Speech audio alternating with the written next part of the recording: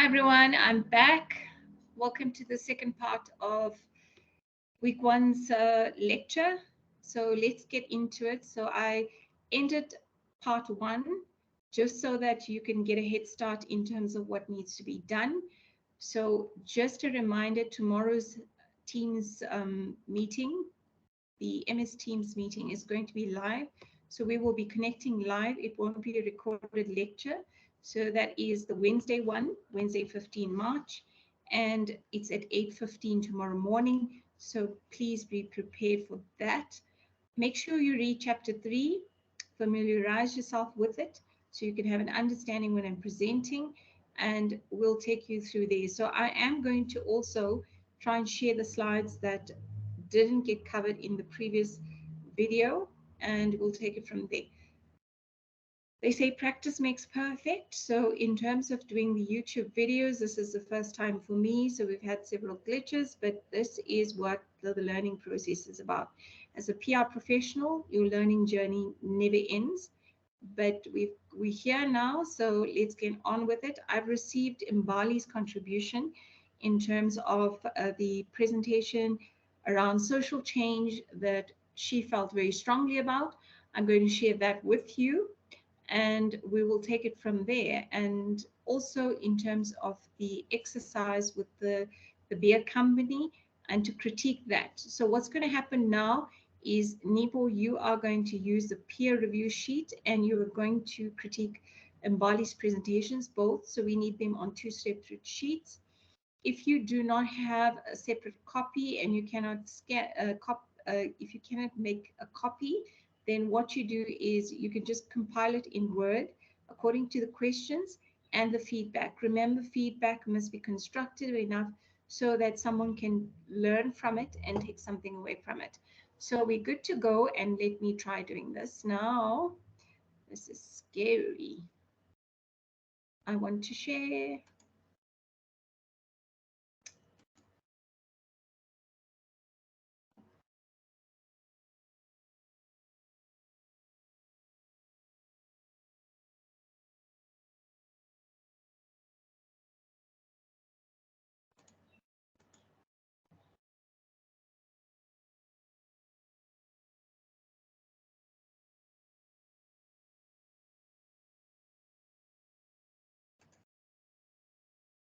Sorry guys, this is just not going the way I'm planning to do it.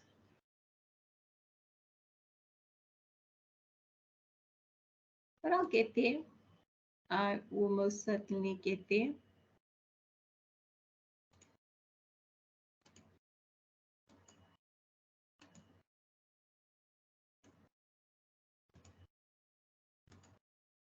All right, you should be now seeing Mbali's presentation, which I'm going to take you through.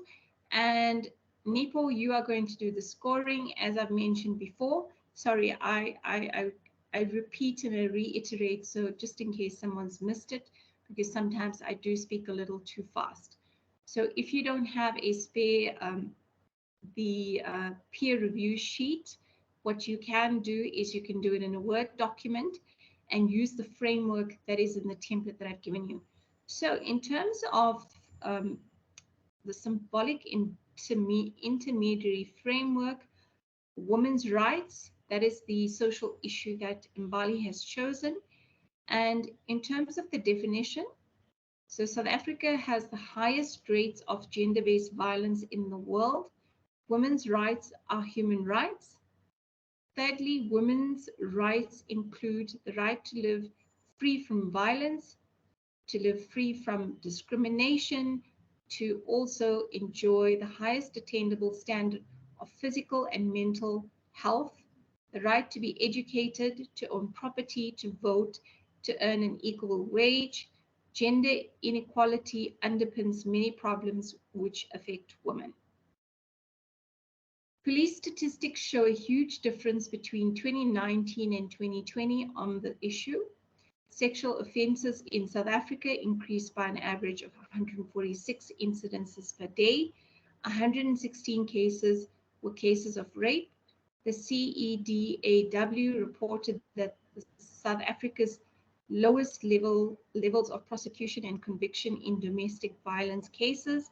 Women will never be taken seriously in this world. Okay, moving on to the next one.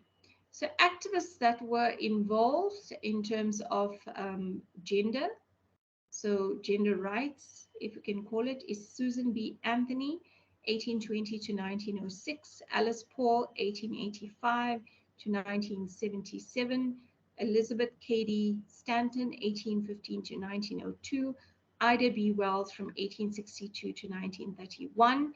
These were the activists that were involved. So Susan B. Anthony, let's take a look at her. Susan B. Anthony is featured on the left with Elizabeth Cady Stanton, pioneers of the women's rights movement, 1891, Library of Congress. So Susan B. Anthony was born on 15th Feb 1820. She was raised to be independent and outspoken before she joined the campaign for women's suffrage. Okay. As a Quaker, she believed that drinking alcohol was a sin. Few politicians took her anti-liquor crusade seriously. In 1853, Anthony began to campaign for the expansion of married women's property rights. In 1856, she joined the American Anti-Slavery Society, delivering a movement to stop slavery lectures across New York State.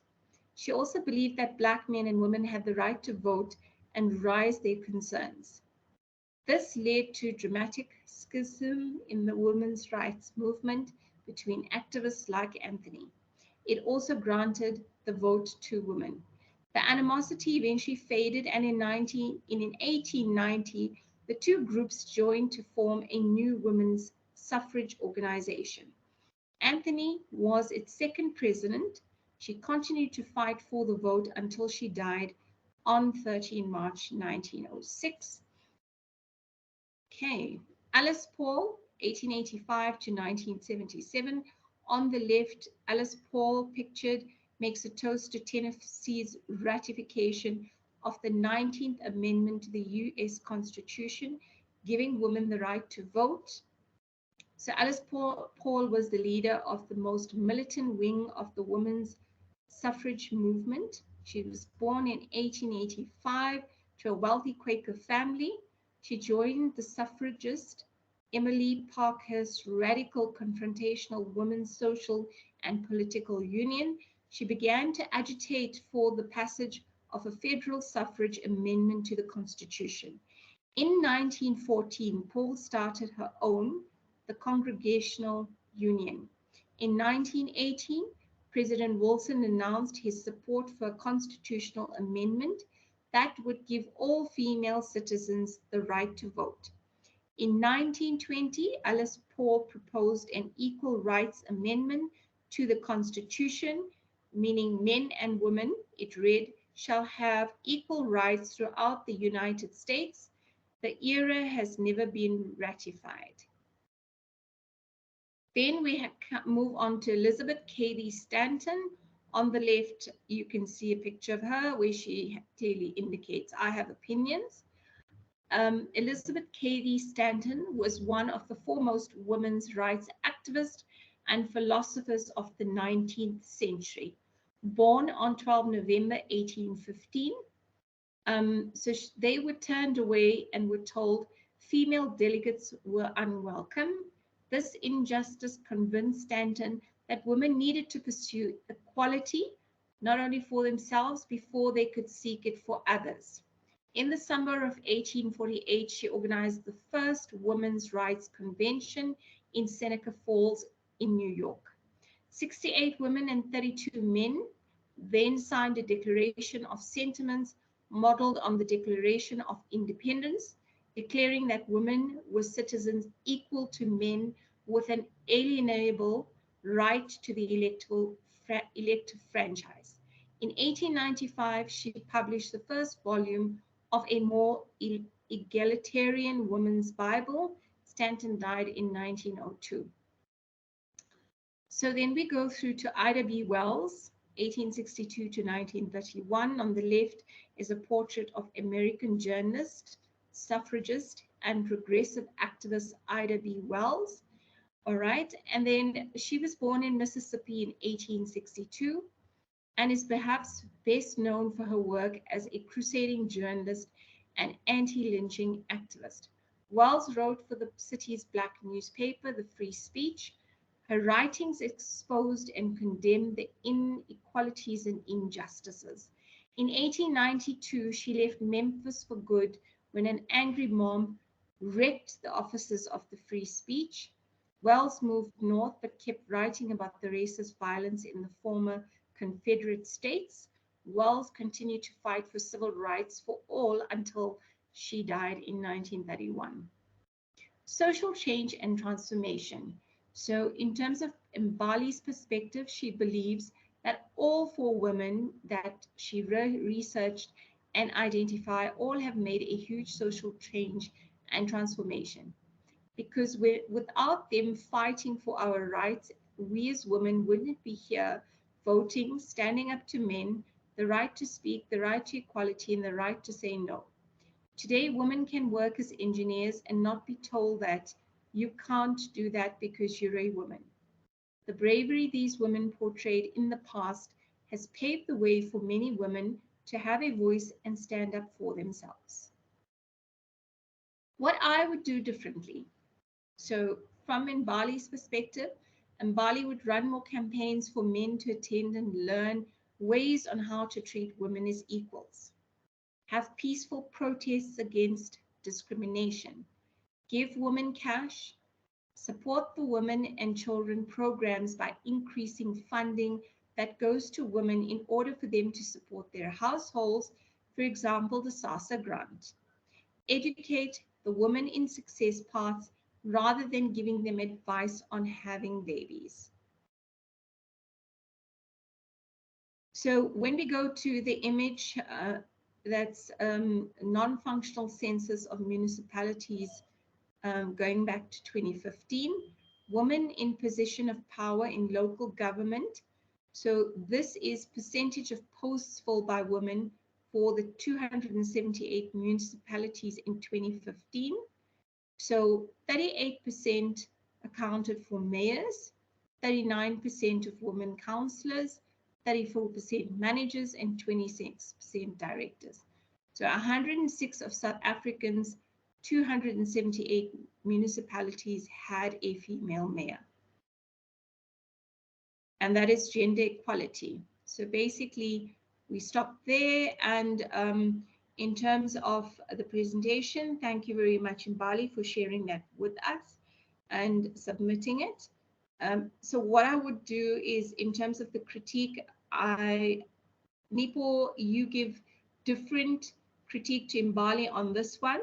So basically, in terms of the color of the background of your presentation, remember, try to use backgrounds or templates that are less busy. The stripes are slightly distracting when you go further down, and you'll see, for me, the blue is just a little bit too dark. It could be a bit lighter.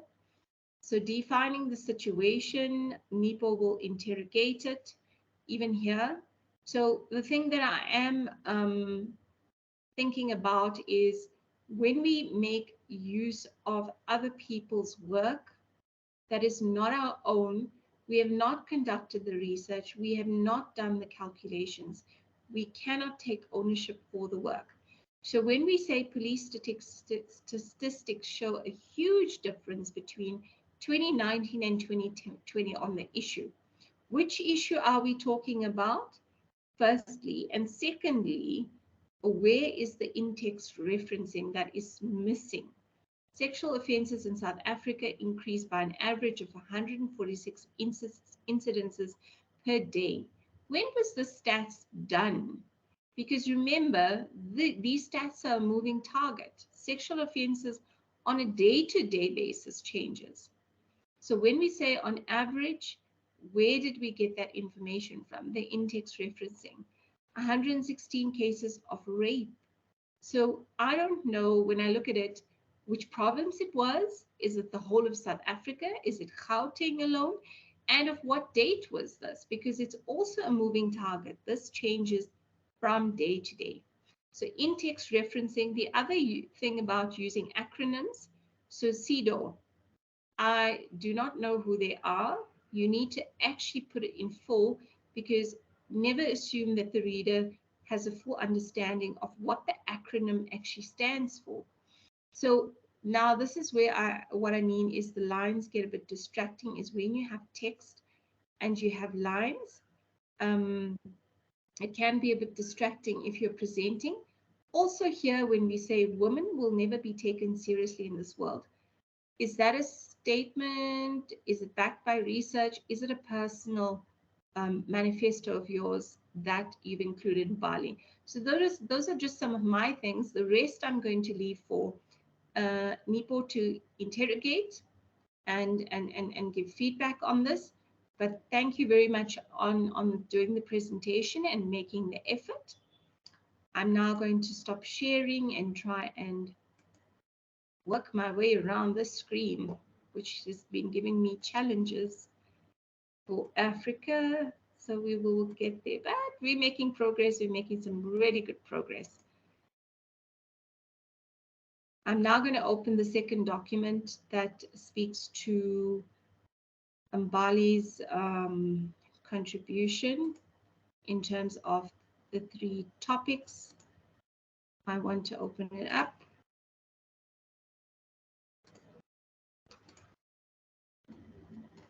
Okay, let's try this.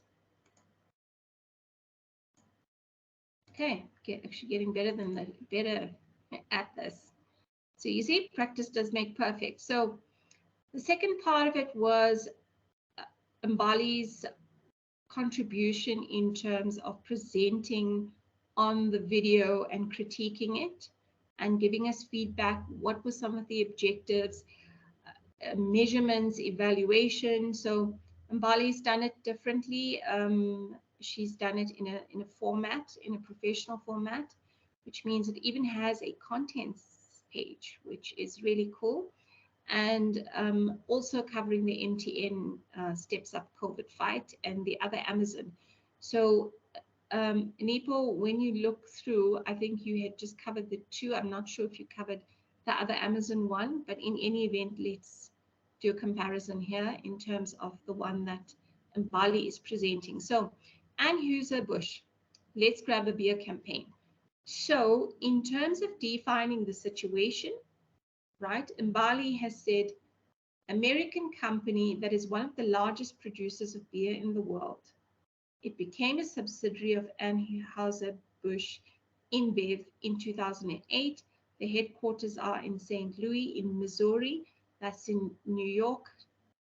Okay, so Anheuser-Busch teams up with the White House for initiative to get more Americans vaccinated by the 4th of July.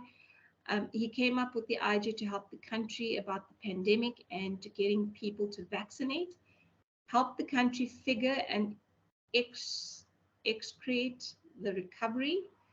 There's one thing in helping people, but another getting the opportunity to support the White House's goal to reach 70% of adults vaccinated by the 4th of July. Anheuser and his team tried to get all adults vaccinated by giving them a beer after getting vaccinated. All people have to do is take a picture of themselves and friends in their favorite place to hang up on the website, and a round of beer will come to their table. They are doing all this to get through the pandemic and saving more lives. Thy will be, and let me read it, Bali, I'm just teasing you, hey? They will also be investing in their facilities across the US $1 billion over the next 2 years, because job creation and economic prosperity will be an important part of our recovery. And they've been supporting bar and restaurant sector that has been devastated by the pandemic as well. They first put out an advertisement that seeks to remind everyone of the meaningful moments, big and small, that happen when people come together, and how many times when they say, let's grab a beer to someone, it's usually about so many, it's so much many than just the beer. Guys, this is why it's important to ensure, and it's not just you in Bali, on a third level, on PR3, year 3, where you are supposed to be thinking strategically. Guys, the writing, we need to get writing, grammar, spelling, all of those kinks sorted before the end of PR3.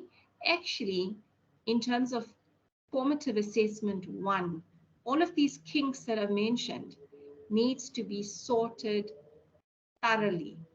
And when I mean thoroughly, there should not be spelling errors, grammar, sentences that don't make sense, and like plagiarism to a level where, I mean, at the top of my head, when I'm thinking these words here, meaningful moments, big and small, that happen when people come together, and how many times when they say let's grab a beer to someone, it's usually about so much more than just the beer. That's the exact same sentence that was also in Nepo's document, if I can remember correctly at the top of my head. So guys, we can't, if we are quoting something, it's different. When we're paraphrasing something, it's different. Writing something in your own words is something different. You can make reference to the catchphrase that they used and what it means in essence, but just putting it there means that you've actually said that, because doesn't mean you're putting in an in-text reference. It's all in the clear. It basically says that you have not written this in your own words, and the same for you, Nepo. It's exactly the same thing that was in yours, so you haven't critically thought about rewriting it in your own words. Objective: to encourage all American adults to get vaccinated, to reach the White House's goal of 70% of adults partially vaccinated, to support the community of America by getting them to vaccinate, to invest in businesses that are slowly using customers. Here again, guys, to invest in the businesses that are slowly using customers because of the pandemic. Are we using customers or are we losing customers? Guys, yes, you need to have, Mbali, Nepo, you need to do some introspection. If it's rush work, it's not good enough, because in your formative assessment 1, and I mean this, I'm not saying it in a bad way, this will be penalized. And I will have no choice but to penalize you when I'm marking it, based on the fact that it is not done properly. You do know the technical aspects, you get marked down for things that are not in order, and you lose marks. So please be mindful of that.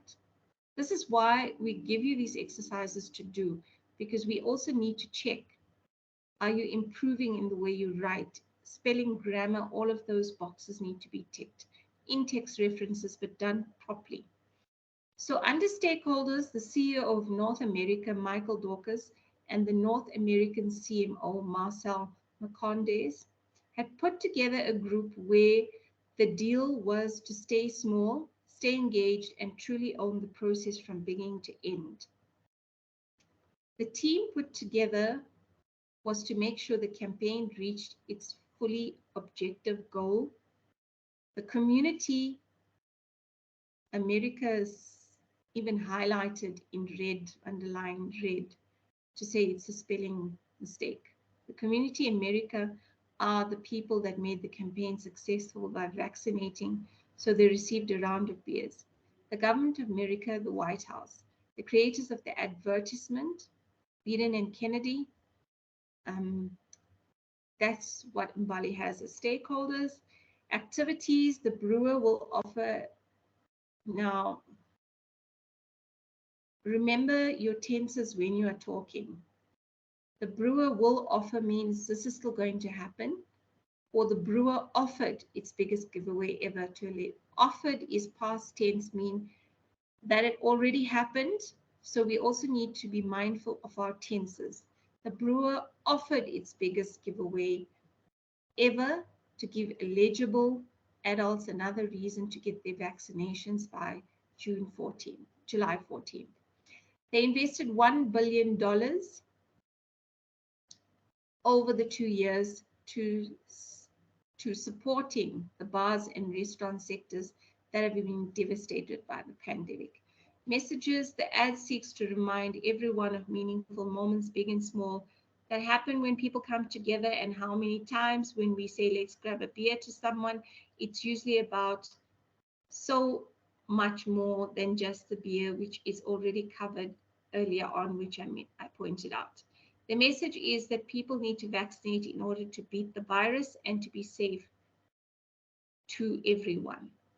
The message is that the brewer is telling people that they can have their social lives back when they vaccinate.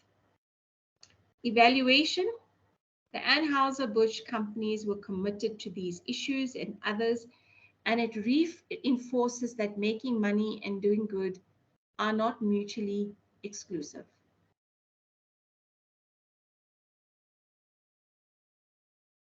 This resonated with younger consumers and affluents, and it's obvious that we saw many more companies follow the lead of Anheuser-Busch's campaign to help the world. Which companies are we talking about, and where did we get this information from?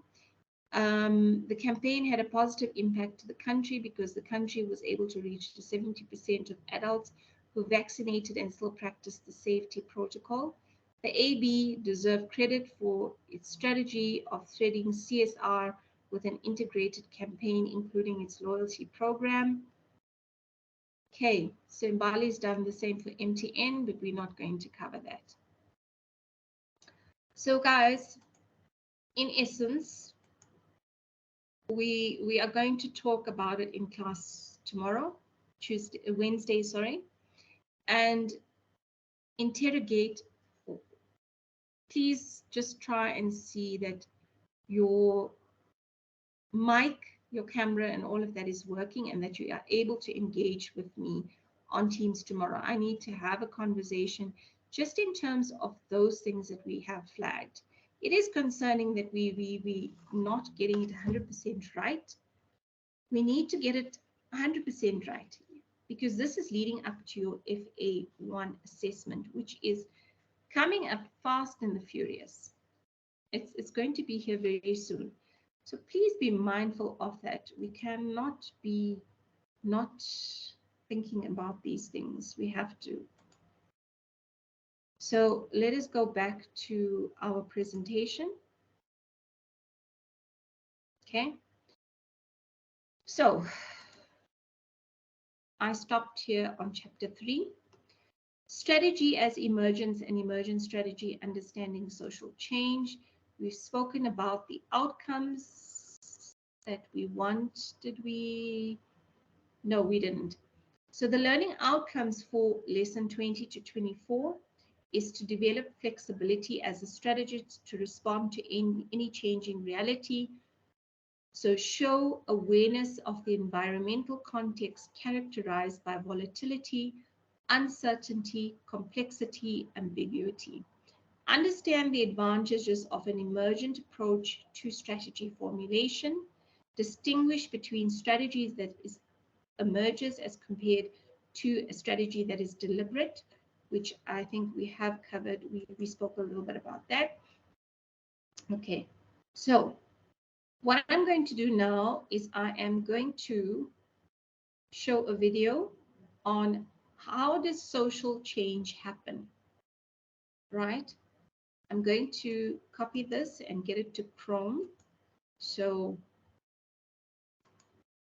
you can also have an understanding of where we are at in terms of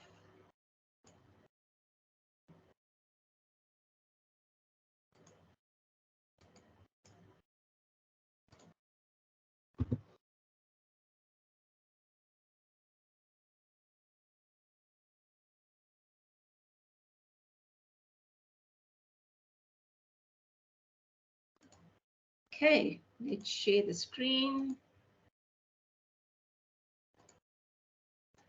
I'm going to play this video, and it literally speaks to how does social change The happen. past. A time without Just want to get to the the past. A time without video games, smartphones, anti-lock brakes, and many basic human rights we enjoy today. Things that are ordinary now used to be considered wild and crazy notions. Take voting. Not that long ago, the very thought of women at the ballot box had people in a tizzy. But after decades of fighting, the suffragists prevailed. And since then, our collective attitude towards women's rights has continued to expand. Today, the thought of women not having the right to vote is ludicrous. So, how do we get from there to here? How does social change happen? First of all, when we talk about making social change, we're often talking about changing cultural values. These are the core principles and ideals upon which an entire community exists. They are part of everyday life and feel as natural as breathing. For example, in the United States, one of these core ideals is freedom of speech. But even something so fundamental, like what freedom of speech even means, has changed over time. Why? Well, for one thing, technology changes over time. Technology is a big factor in social change. Here's one example. In the late 19th and early 20th centuries, the popularization of the bicycle played an important role in the women's suffrage movement. Bikes were a new technology that gave women more than a means of transportation. The bicycle meant freedom. They wanted to use that new freedom. So the bicycle helped empower women to demand other freedoms, like being able to vote. The activist Susan B. Anthony even said, "Woman is riding to suffrage on the bicycle." It helped women to challenge social norms in everyday life. The women's movement had already been underway for decades, having launched nationally at the Seneca Falls Convention in 1848. But the 19th Amendment, which granted voting rights to women, wasn't ratified until 1920. So it took the suffragists, 7 decades to get the vote? And when they did, then everything immediately worked out great, right? No problems. Justice! Yeah, right. So, why is it so hard to change society? Social change often arises from conflict. Many people in dominant groups resist social change. The status quo represents their core beliefs or benefits them. They actively want things to stay the same. Or maybe it's just that they don't think that issue affects them. So why do anything? Either way, that pushback means social change is not smooth. Here's just one extreme example. In the 1870s, the Ku Klux Klan targeted Southern white people who had lost the Civil War and their entire economic system based on slavery. Then, the next wave of the KKK used new technology to revive their cause. Propaganda films that were designed to spread and normalize their racist values. Of course, these cultural shifts and the resulting pushback are nothing new.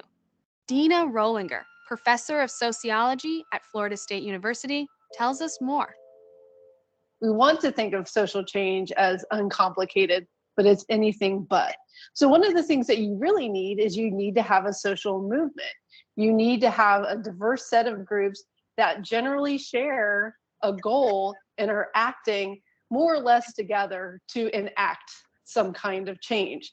But that alone is not enough. You have to have politicians or other kinds of elites who also think that the issue is important. You need public support.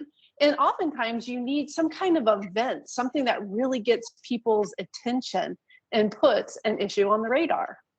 Movements take decades of people gathering public support and lobbying to get new laws on the books. But laws are only one piece of the complex puzzle that shifts public opinion and makes new ideas feel normal. Those ideas become part of our socialization, the process that teaches the norms, values, and other aspects of culture. We're socialized by institutions like our families, schools, friends, and mass media. And of course, technology is another piece of the puzzle. The internet and social media now help ideas spread faster than ever before. Our beliefs are informed by all these social environments. For example, the belief in marriage equality. In 1996, when Gallup first asked about that issue, only 27% of Americans supported it. A 2018 Gallup poll showed that 67% of Americans supported same-sex marriage. That's a huge shift. Through decades of social movements and political actions, marriage equality gained traction, eventually tipping into mainstream acceptance. In 2015, the Supreme Court reflected that belief, ruling that the Constitution guarantees a right to same-sex marriage. But even then, it wasn't unanimous. It was a 5-4 vote. And that's how social change happens. It's not like everyone all of a sudden just decides to agree. We have to take a really long view to social change and cultural change. Oftentimes, political change will precede it. You have to think about a relatively small group of people trying to convince the rest of culture, the rest of society, and politicians that their way of viewing the world is not abnormal, but completely legitimate. And that's not an easy task. Back to that earlier example. Women's suffrage was followed by the women's liberation movement of the 1960s and the 1970s, which led to third wave feminism, which created an environment that now supports new ideas about what gender even means. Here's another way of looking at it. Social change often acts like waves in the ocean. One wave crashes against the shore, and then another rolls in. The waves build on each other, and then one day, everything looks different. Thousands of years ago, the Greek philosopher Heraclitus said, "The only thing that is constant is change." Social change is complicated, and it takes a long time. It arises from conflict and people coming together because of that conflict. So what do you want your world to look like?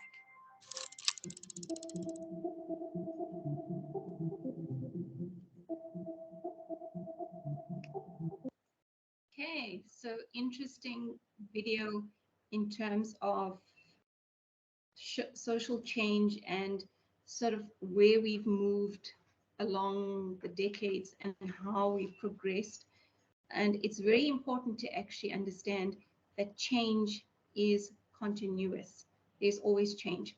So moving on from that, I'm just going to mention this in between the videos just as a reminder. The first thing you're going to do is the peer review. Mbali and Nepo, the Anheuser case, you're going to do a peer review on each other's work that was presented, and you're going to critique it, and you are going to present that tomorrow morning in class. And then secondly, the peer review for the social cause. Mbali and Nepo, you need to critique each other's work in terms of where the gaps were, etc., etc. That is going to be done in tomorrow's class. Thirdly, the other thing that's going to be done is in lesson plan 19, which is the strategic communication paradigm and symbolic intermediation. What you're going to do is, and I think I've mentioned it in the previous video, and that is why I sent that as well, so that you could also start on that, is on page 68. When you look right at the bottom of page 68, you will see it says reflection. So it's on social media such as Facebook, Twitter, etc. has become a powerful source of news. Sometimes it surpasses traditional media, etc., etc. So what we're going to do there is we are actually going to have a look at that aspect, and then it goes all the way, it finishes at the top of page 69. So the thing that you've got to do, and it's for tomorrow morning, please guys, please be prepared. In what way or to what extent do you think that social media organizations should assume greater responsibility for monitoring and controlling the narratives of the people? So what you're going to be doing is you are actually going to be looking at that reflection. You are going to be putting together you're going to do some research, and you're going to present that in class. Guys, please ensure cameras and your microphones are all in order, arranged for tomorrow's Teams meeting, because you are going to have to take the stage and present, even though it is online. We will always face challenges when it comes to online learning, social media, digital technology. Ask me, between yesterday and today, I have had my fair share of challenges. However, I've had to overcome it very quickly and adapt to the environment. This is the way we operate, and this is the way the world is moving. So for that, I've given you already, it's 3 things that you have got to do for me tomorrow. So in terms of lesson 20 and what we've covered, and I'm going to share my screen with you again so that we can continue in terms of the presentation. So social change, right? And in terms of being flexible as a strategist to responding to the changing reality. Now, social change as an emergent force, understanding the sources of social change, right? Strategy as an emergence versus strategy as prediction and control. You'll find that reading on page 80 through to page 86. Please go through it. Okay, so I'm just going to move right. In terms of page 80, I just want to flip through there. It's actually not on page 80. So in chapter 3, what you're going to look at is you are going to look at so you have seen the introductory video that I've shown you on how does social change happen, right? So you are going to read in terms of the chapter 3, you're going to read from page 64, which covers the introduction, social change as an emergent force, right? Understanding the source of social change, right? And I'm going to cover some of it in the slides. We're going to do that now. So strategy within the context of an organization is usually associated with the positioning or repositioning the organization towards the realization of a future state. If you look at corporate social responsibility, corporate social investment, it is now almost, if I can say, compulsory for organizations to be involved in some social cause that is aligned to our country's gaps, right? Poverty alleviation, water and sanitation, access to clean drinking water, some of the things. So strategies have to include some of these elements in terms of positioning the company to ensure that they are socially responsible and that they are positioned in a positive light. When companies are financially sustainable, they are making profits. However, they need to actually look at their social responsibility, especially within the communities that they operate within. So if in Diepsloot, there is a company that has a manufacturing facility in the middle of the township, or the informal settlement, if we can call them, and they're doing business there and they are profitable and they are being supported by people within the communities, they have a responsibility towards that community to actually uplift it and to work towards some social issues, challenges that will assist the community. Remember, every single community in South Africa that is underprivileged, if we can call them, or where the need is so much that government alone cannot solve all the problems.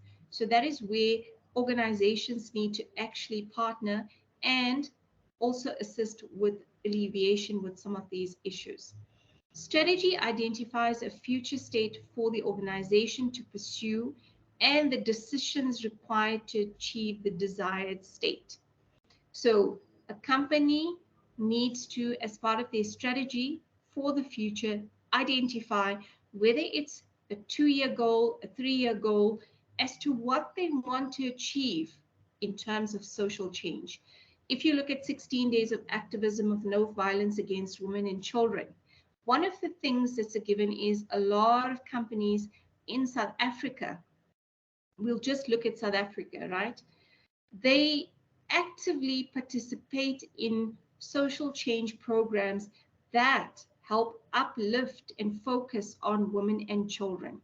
So these decisions are taken and it's implemented or incorporated into a strategy so that the organization can have social change as an emergent force. There are a range of issues that affect organization. Changes to internal and external influences is one of them. So we still go back to COVID-19, the pandemic. The changes within the external environment were phenomenal, right? I don't need to go into that. So you're well aware of how it impacted the world, and it had dire consequences on businesses that had to even shut their doors. Changes internally. So when a company is existing and is bought over or acquired by another company, changes will happen within because employees now need to be aligned to the new organization's mission, vision, values, and all of those things. Developing shared visions and goals and setting a new direction for the future of the organization is one of the most powerful ways of effecting change within the organization or responding to external forces of change. So the agility, change, we exist and live, work in an ever-changing environment. This means is that when change happens, we have to be prepared to be able to adjust we need to adjust ourselves to a new direction to be able to cope with the change that is taking place. Shared visions and goals set new directions for the future. Drive and personal commitment by the leaders is key to motivating a group into action. So when you look at any initiative that is impacting the organization, whether it's externally or internally, even social change, there has got to be a commitment by the leaders and management of the organization, even up to the board level, to support this initiative or campaign or social change. It needs to be driven or supported from the leadership, and then it will be possible and happen. If it is not supported by the leadership, you can come up with the best strategy under the sun and best implementation plan that looks absolutely great. However, if you do not have the buy-in with the leadership, management, senior management, board of directors, that plan you will not be able to implement, or the strategy you will not be able to implement. Organization and business strategies are subjected to the influences of social change. So if we look at the world, and especially if you look, and both Nepo and Mbali, you covered aspects relating to women, gender biases, the social change in terms of shifting the goalpost of the impact and influence of women, the freedom to be able to vote now used to be a thing of the past. Many decades ago, women were not allowed to vote. Women were not allowed to use bicycles, as we've seen in that video. What has happened now, women even drive vehicles. Some are even the same or even better than some men, because they are now participating and becoming more career orientated and focusing on the academic side as well. So many years ago, when public relations began, and I normally teach this when I do the sort of the introduction of public relations as a discipline. When you look at public relations many decades ago, it was mainly men who were in public relations, right? And what happened is women remained at home. They were the home bearers, and look after the home, look after the children. They were not in public relations as in practice. It has now changed to such an extent where you still have men in public relations. You have a lot of women who have chosen this as their careers. So even Nipo, you are choosing public relations as a career, depending on which discipline you want to actually specialize in. The same for you in Bali. You are choosing to embark on this academic journey as a woman, independent woman, and you're going to go into the working world and contributing to a career or a discipline.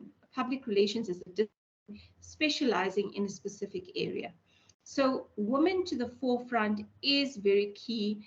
The social change or the gender disparities are we still have a while to go in terms of social change.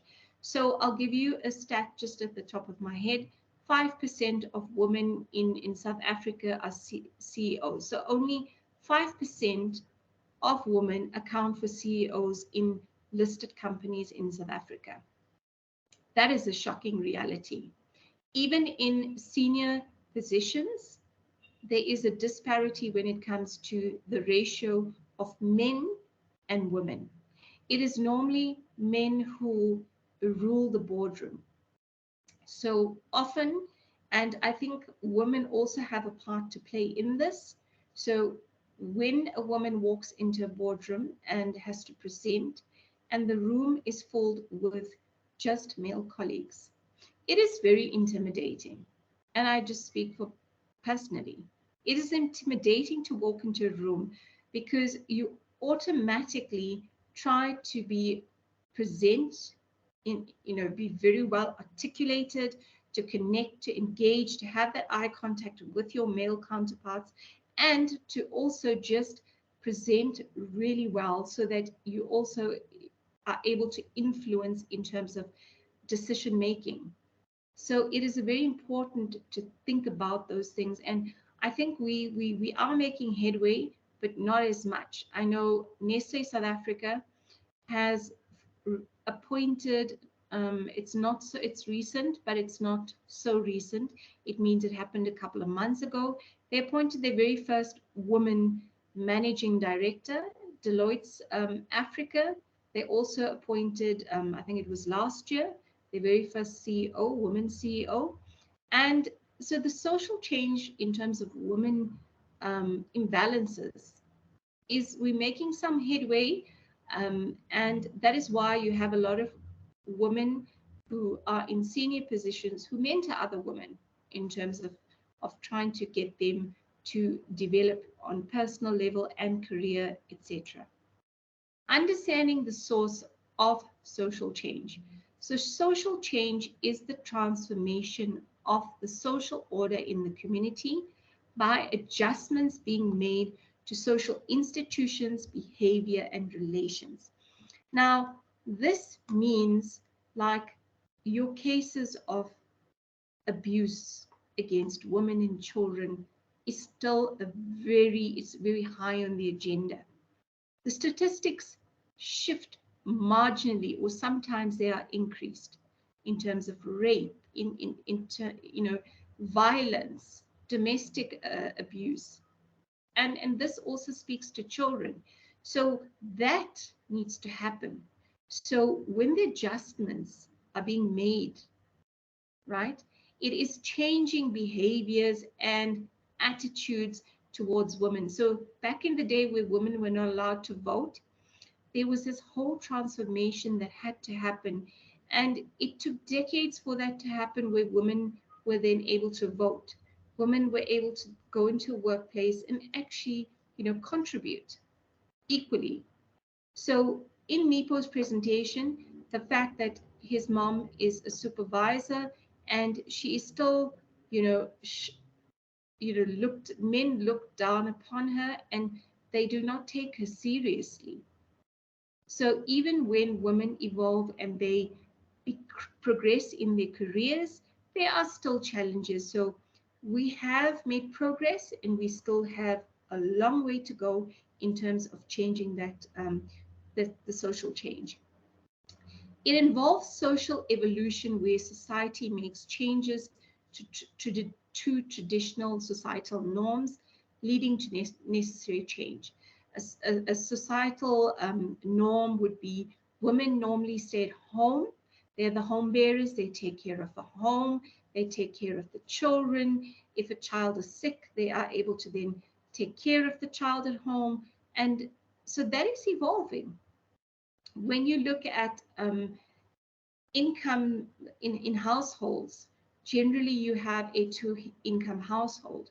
So both the men and women work, they contribute to the household, and they also split the parenting duties, where if a woman is in a meeting and or she's presenting to a board member and she cannot take her child to the doctor, and the husband would normally step in, or her partner, or whoever it may be that is, her companion, would then take the child to the doctor to get, seen to. So that has to change. The traditional norms has to change. And, I think for me, it's very important that we also don't lose sight of the fact that although we are on this path of gender disparity, we're all trying to get the balance, sort of the equation in terms of men and women and the role they play in society. We need to take into consideration. So when you look at policies in the workplace, they will give women maternity leave when they're going to have a baby. They do give the fathers or the parent, the other parent, also gets parental leave.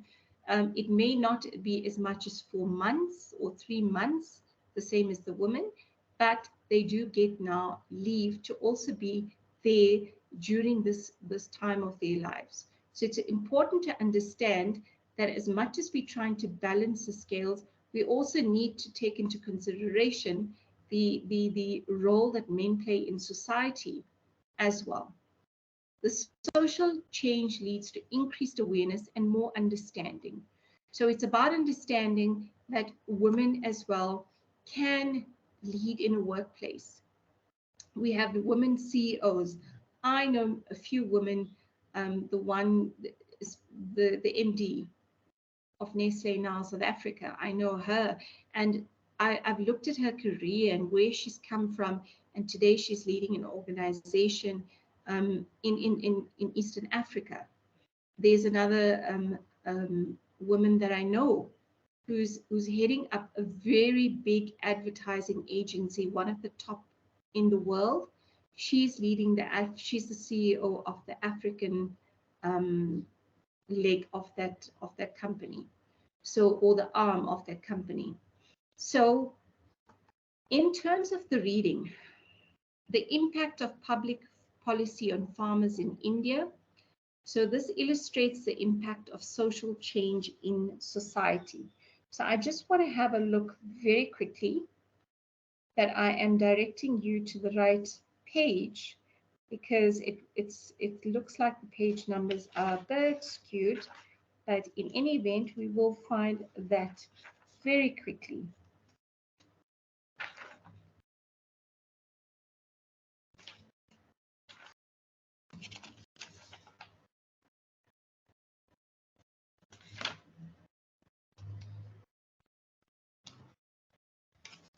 Not as quick as I thought, but anyway, we'll get there.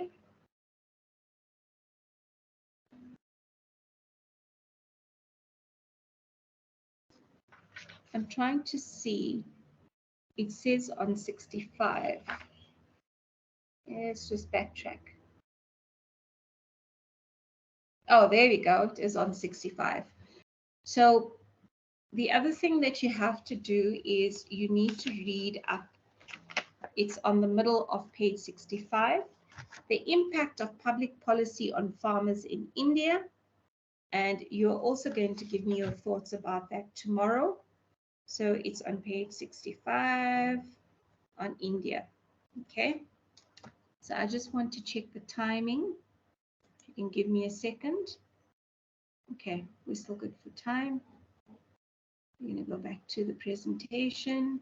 Okay, so that's what I want you to read, is you need to read the impact of policy. It's a very short, it's basically a paragraph in terms of that, and we will chat about that a bit more in class tomorrow. Okay, so some sources for change are accidental or unplanned, right? So sometimes it may be, if you look at Women's Day, right? It was a group of women who marched for the rights of women, right? And that then it took such a turn that women were brought to the forefront, and today we have Women's Day. It's for the women who actually fought for other women and to make social change. It's all about social change. The development of unpredictable situational factors defies several assumptions of how change happens, and therefore it often takes quite a while to understand. So when it's unpredictable situational factors that are taking place, sometimes the change is not understood, and it takes a while for people to understand it. So the change for the amount of CEOs in South Africa only being 5%, that figure, I stand to be corrected, it may have shifted slightly, is when we look at South African companies that are listed, right? And if you think about a report, it's called the King Report, written by Professor Mervyn King, okay? So what happens now, any company that's listed on the Johannesburg Stock Exchange, one of the guidelines is that they need to adhere to the King Report guidelines.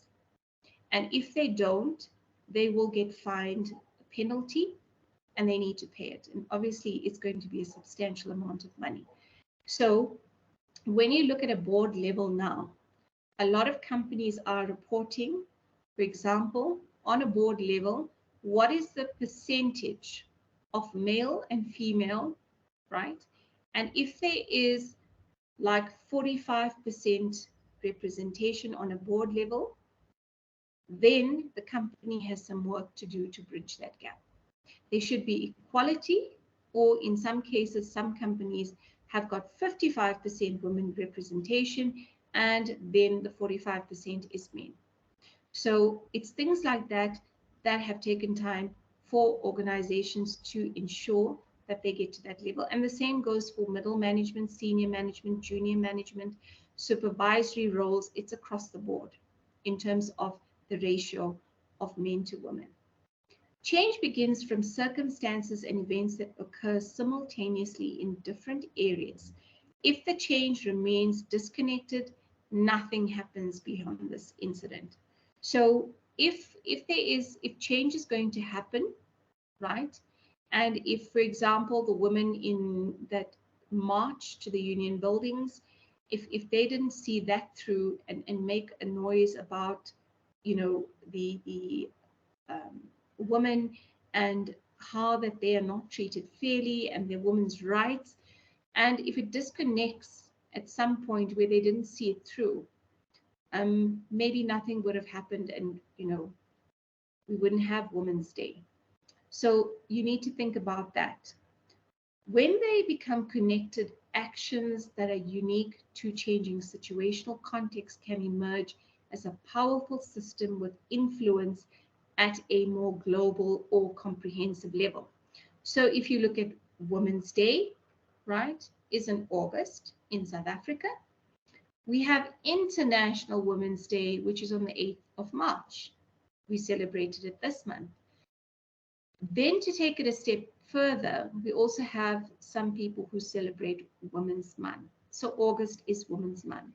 A lot of activities, a lot of focus on women. So it's not just a local concept, it is a global one. Now, on page 66, we have a situational context And that is also reading for tomorrow. So I am writing it down, guys. You're going to watch this video shortly once it's downloaded, and you've got homework to do. So please come prepared to tomorrow's Teams meeting, because you will be able to present, and I want your cameras to also work if it can, because you need to present, and also then I know you're not just reading off a script as well. So page 66, there is responding to COVID-19, a situational context. You also need to read that as well, okay? And we'll talk about it in class tomorrow. The strategist will therefore be responsible for repositioning the organization to successfully manage changes emanating from either emergent or deliberate factors. Now, I think we're going to stop there in terms of class. So what I need for you to do for tomorrow's class, which is Wednesday, okay, I need you to actually go through in detail chapter 3. Because when I'm presenting some of the things that I'm mentioning, you need to be able to identify in the textbook. Like a lot of these mini case studies, and they are not long, they're quite short, to be able to have a discussion around that in terms of your thoughts, right? So the first thing that you're going to do is you're going to do a, let me stop sharing. The first thing that you're going to do is the peer review on the Anheuser case, right? You're going to do, Mbali, you are going to do the peer review on Nipo, and then Nipo, you are also going to do the peer review on Mbali.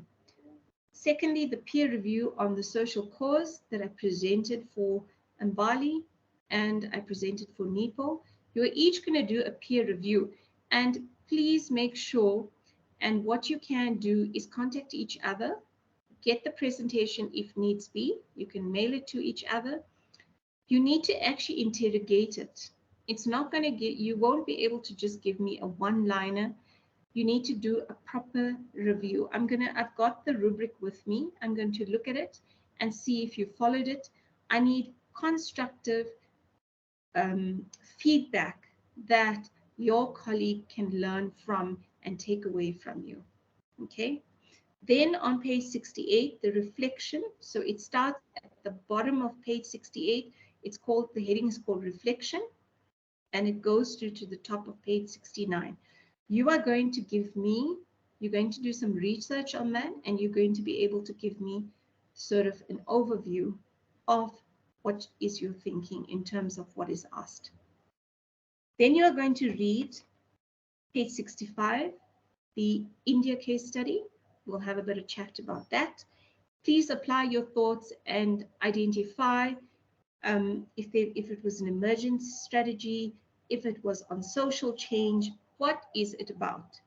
On page 66, I also need you to read on that case study, the COVID-19 one, and we're going to have a bit of a discussion around that as well. So you have lots of work to do.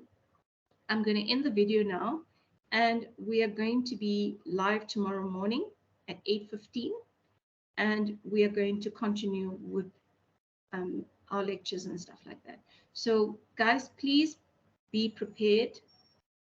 If you are having technical issues, you cannot speak on the mic, you cannot have your camera on, I need you to mail me before 8:15, or tonight. I need you, or do it rather before 8:15 tomorrow.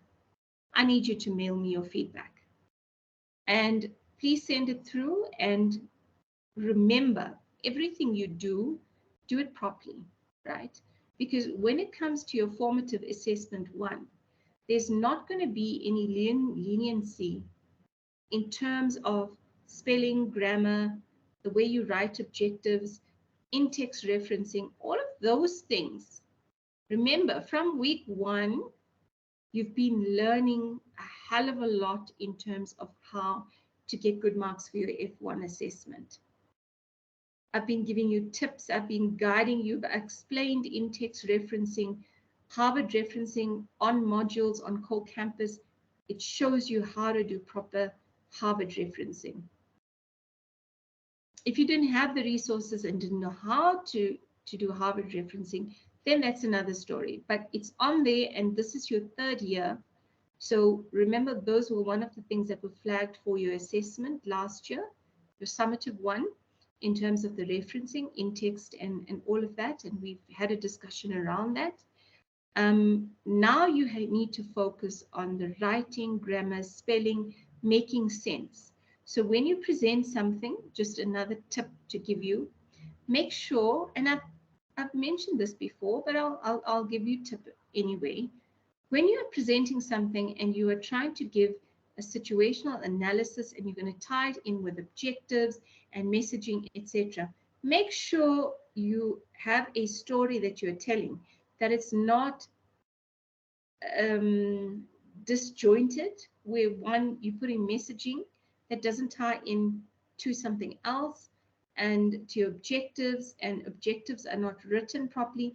Guys, I gave you a one-on-one, a really good way of doing objectives on the whiteboard last week. I gave you a breakdown of an explanation, if you put a goal, how you write objectives. And remember, if that is not in formative assessment 1, you're not going to get full marks for it. And unfortunately, it is what it is. So I can give you all the tips and the guidance now in class and as we go along with these exercises. But in the formative assessment, I have got to be completely unbiased. As much as you are my favorite students, I told you that in PR3, you are my favorite students, I have to be unbiased when I mark that formative assessment 1. And that is going to be looking at the rubric and looking at what you've done, looking whether it's a story that you're telling, or is it just you put objectives for the sake of it, or you put messaging for the sake of it. And this is what these exercises are training you to do. So even the Anne Hauser one, it was a story that you were supposed to tell, that it came out very clearly. It wasn't supposed to be compartmentalized where it's not syncing to each other. So even the wording, I mean, I picked up immediately, I didn't even have to look at Nipo's presentation, that it was the same wording that Mbali used in yours. So it means you are not writing it in your own words. There are instances where you can use a phrase where it is like social change for women, in brackets you can put it, where you're using the exact words that the author put in, that you're referencing it. But the whole purpose of when you look at an exercise like Anne Hauser or any other campaign is to put it in your own words.